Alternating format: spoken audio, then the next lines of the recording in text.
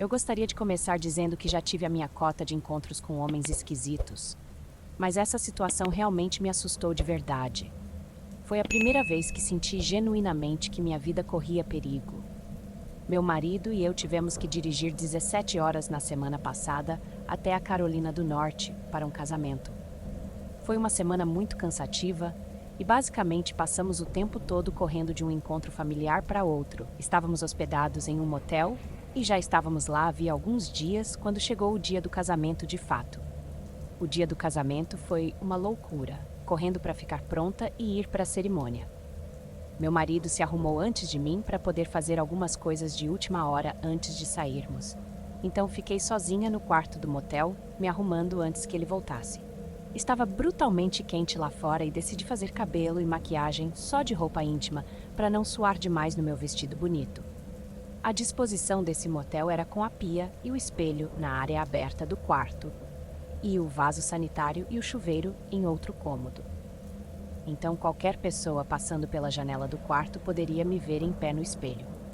Eu tinha as cortinas fechadas, mas elas eram um pouco transparentes, então dava para ver a sombra de alguém passando do lado de fora, ou talvez minha silhueta lá dentro. Eu estava me arrumando no espelho quando notei a silhueta de um homem passando pela janela do meu quarto. Quando ele passou, vi que parou e começou a tentar olhar pela minha janela. A princípio pensei que fosse meu marido tentando ver se eu estava pronta, então não liguei. Mas quanto mais tempo o cara ficava lá, mexendo a cabeça para tentar ver melhor pelas cortinas, mais eu percebia que não era meu marido, porque, obviamente, ele só precisaria entrar, certo? Antes que eu pudesse fazer qualquer coisa, assisti horrorizada enquanto esse cara realmente conseguia abrir a porta do quarto e entrar. Antes de sair, meu marido esqueceu de fechar a porta por completo até travar. Ele ficou muito chateado consigo mesmo quando contei depois. Então agora eu estava cara a cara com esse homem, de pelo menos 1,80 de altura, parado no meu quarto enquanto eu estava só de roupa íntima. Pensei comigo mesma, esse é o fim, ele vai me atacar. É uma realização muito assustadora. Também pensei que talvez tivesse que queimar as órbitas dos olhos dele com o meu modelador de cachos se quisesse sobreviver. Por alguns segundos, provavelmente 1 ou 2, mas pareceu mais tempo. Ele apenas ficou me encarando como se eu fosse um pedaço de carne e ele estivesse faminto, pronto para atacar sua presa. Então ele começou a sorrir com o sorriso mais diabólico e cheio de dentes que já vi, e começou a murmurar algo que não consegui entender completamente. Mas ouvi as palavras linda e venha cá. Não sei se foi uma resposta de luta ou fuga, mas de repente fiquei furiosa e avancei em sua direção, pronta para acertá-lo com meu modelador quente. Gritei o mais alto que pude. Saia daqui agora. Isso deve tê-lo assustado, porque ele recuou para o balcão do motel. Eu vi essa como minha chance e corri para a porta. Felizmente consegui chegar e bater a porta bem antes que ele tentasse entrar de novo. Imediatamente desabei no chão chorando. Fiquei literalmente com medo demais para me mover dali até meu marido voltar, cerca de 15 minutos depois. Contei tudo a ele e ele ficou apavorado. A princípio quis encontrar o cara para dar uma surra nele, mas me recusei a deixá-lo sair do meu lado. Ele deve ter se desculpado umas 1000 vezes durante o resto da viagem por não ter se certificado de que a porta estava trancada antes de sair. Mas eu disse que estava tudo bem, que o dia e a viagem inteira foram tão corridos que dava para entender como isso aconteceu. Fomos à administração do motel e contamos a história, e obviamente a polícia foi chamada. Dei a descrição do sujeito para ver se era algum hóspede, mas depois de conferirem com os poucos ocupantes, disseram que ninguém correspondia e concluíram que ele não estava hospedado lá. Nós obviamente fomos ao casamento naquele dia e a experiência toda arruinou o que deveria ter sido um momento feliz. Planejávamos ficar mais um dia antes da longa viagem de volta para casa, mas nós dois só queríamos sair dali o mais rápido possível. Perdemos a maior parte da recepção, voltamos ao motel, arrumamos as malas e fomos embora. Normalmente, sou muito vigilante em trancar as portas, especialmente quando estou sozinha em casa. Isso só mostra que basta uma única vez de se esquecer de verificar as fechaduras que o indesejado se convida para entrar. Ano passado, minha melhor amiga Allie e eu fizemos uma ótima viagem de carro pela América. tentando esquiar em tantos estados quanto possível durante o mês de férias que tiramos do trabalho. Fizemos muito esqui, muita direção e até muito sono em diversos sofás, postos de gasolina e, claro, motéis. A maioria dos motéis era aceitável. Alguns tinham ótimos café da manhã grátis e outros tinham hidromassagens sujas, que nos faziam ter que nos esfregar no chuveiro, brincando sobre engravidar da água. Alguns tinham manchas estranhas que tentávamos não pensar. Outros estavam impecáveis, mas frios, e poucos eram incríveis. Mas apenas um foi realmente aterrorizante. Paramos no motel por volta das 10h30, depois de um longo dia de esqui, seguido por umas 6 horas de direção. Estávamos cansadas e doloridas, prontas para ir para a cama. Tínhamos nos perdido e não tínhamos certeza de onde estávamos. Não queríamos usar nossos dados do celular canadense, então estávamos navegando no antigo estilo, com o mapa. Não foi muito bem sucedido, mas tínhamos certeza de que ainda restavam algumas horas de viagem até a próxima cidade, o que não nos animava. Então, quando vimos a gloriosa placa de neon que piscava motel e vaga, não precisamos dizer nada. Ambas sabíamos que ficaríamos lá naquela noite. Ao entrarmos na recepção, notei que éramos as únicas pessoas hospedadas ali. Tentei me convencer de que não era nada assustador. Era uma época de baixa temporada perto de um local turístico de verão, então era normal haver muitos quartos vagos. Talvez deveríamos nos considerar sortudas por eles estarem abertos. Entramos na recepção e um sininho agudo anunciou nossa chegada. Esperamos alguém se aproximar do balcão e esperamos um pouco mais. Trocamos olhares com as sobrancelhas levantadas e batemos os dedos impacientemente no balcão. Olá? Ali chamou em silêncio. Tem alguém aí? Após alguns minutos, a porta atrás do balcão se abriu lentamente e um homem velho esticou a cabeça para fora. Nos avistou e seu rosto se abriu em um enorme sorriso. Hóspedes! Ele exclamou. Eu pensei ter ouvido algo, mas achei que fosse apenas minha imaginação. Você sabe, só minha imaginação. Não recebemos muitos visitantes nesta época, e olha só, 2 belas moças.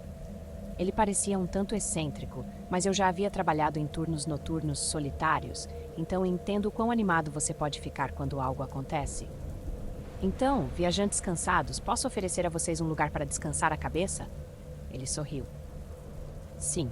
Quanto é um quarto com 2 camas? Eu estava pronta para pagar mais pela opção de 2 camas, já que Ali se mexia muito durante o sono e roubava as cobertas, me acordando várias vezes na noite passada.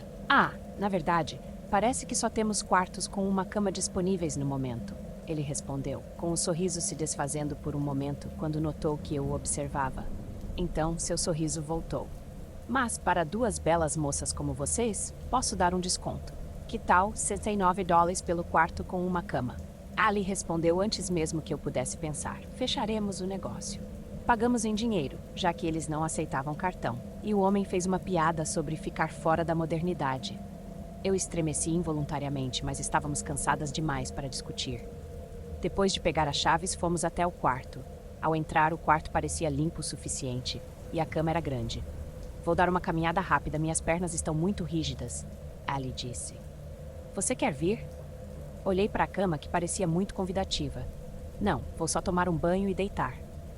Ali saiu e eu fechei a porta com força, me despindo rapidamente e pulando no chuveiro. A água quente caindo no meu corpo foi uma sensação maravilhosa e tive que me forçar a sair. Me vesti e me joguei na cama, mas Ali ainda não havia voltado. Ela às vezes demorava até 1 hora nesses passeios noturnos, mesmo quando estava cansada, pois tinha dificuldade em pegar no sono. Peguei meu telefone e tentei me conectar ao Wi-Fi, mas não funcionava. Fiquei um pouco irritada, não por realmente precisar do Wi-Fi, mas por ter pago por ele e querer usá-lo. Então fiquei ali meio irritada, olhando fixamente para o estranho ventilador de teto. E então os pensamentos começaram a me atormentar. Éramos as únicas pessoas hospedadas aqui. Ali estava sozinha lá fora, no escuro. Aquele homem havia sido tão estranho. O medo começou a se infiltrar em meu estômago. Eu tenho a tendência de transformar qualquer situação em um filme de terror em minha cabeça, e isso pode ser um problema real em minha vida amorosa. Ali sempre me zoava por isso. Comecei a pensar no fato de que o homem nos ofereceu 2 camas e depois se recusou a nos dar uma. Será que ele queria que ficássemos naquele quarto específico, por alguma fantasia pervertida com 2 garojas jovens compartilhando uma cama? Sacudi a cabeça, tentando parar de deixar minha mente disparar descontroladamente. Levantei-me da cama e fui até o enorme espelho na parede, secando meu cabelo. Não conseguia me livrar daquela sensação de mal-estar. Sabia que não conseguiria dormir bem aquela noite. Lembrei-me da cena do espelho de vidro falso em A Cabana no Bosque e pensei em como esses filmes de terror sempre voltam na pior hora. Então lembrei que existia uma maneira de verificar se o espelho era real. Toquei o espelho e não havia nenhum espaço entre ele e a parede. Não, isso não pode ser, pensei. Decidi ir verificar o espelho do banheiro, que era um daqueles espelhos de armário de remédios. Caminhei devagar até lá, rezando para que fosse um espelho normal. Meus dedos tremiam enquanto eu limpava o espelho embaçado. Respirei fundo e, lentamente, pressionei meu dedo indicador contra a superfície. Gelo correu em minhas veias quando vi que havia um espaço entre o espelho e a parede. Precisava me acalmar. Nós precisávamos sair daquele lugar. E eu não sabia onde estava Allie. O pânico começava a borbulhar dentro de mim. Tinha que sair dali, mas com calma. Eles poderiam estar observando. Quem diabos são eles? Não podia deixar que eles soubessem que eu descobri. Meu olhar se fixou naquele estranho objeto preto no ventilador de teto. Tinha que ser uma câmera. Voltei rapidamente para o quarto e comecei a guardar minhas coisas na mochila, tentando parecer o mais natural possível. Talvez parecesse que queríamos sair cedo. Então fui em direção à porta, mas ela não abria. Tentei manter a calma, pensando que talvez estivesse emperrada. Forcei a maçaneta com toda a minha força, mas nada. Peguei o celular para tentar mandar uma mensagem para Allie e ligar para a polícia, mas não tinha sinal. Olhei ao redor e notei que as janelas também tinham grades. Aquilo não era só uma medida de segurança, estava nos prendendo lá dentro.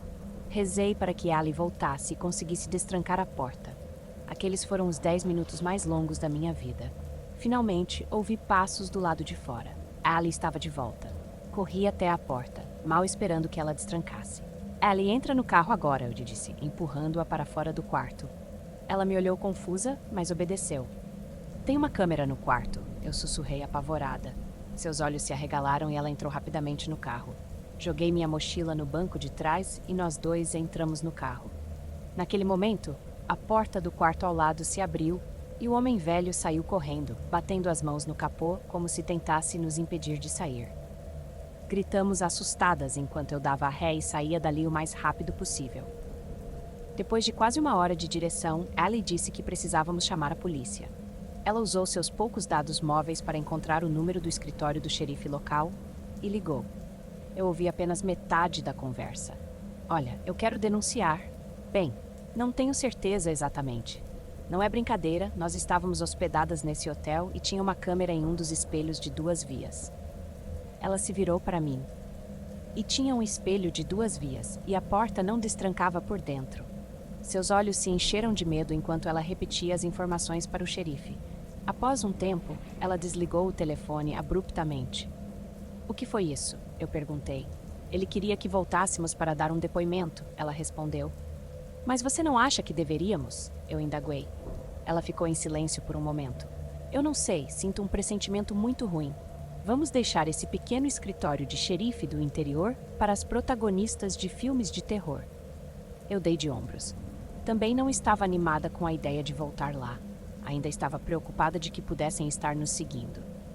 Não queria ser empurrada de volta para a estrada por algum maníaco dono de motel.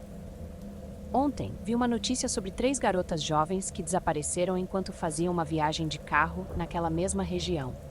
Elas nunca chegaram em Seattle. Não posso parar de pensar no que teria acontecido se Allie não tivesse saído para aquela caminhada. Se nós duas tivéssemos ficado presas naquele quarto, o que aquelas pessoas na outra sala esperavam fazer conosco? Observar? Ou algo pior? Será que poderíamos ter sido mais uma história de desaparecimento naquela área?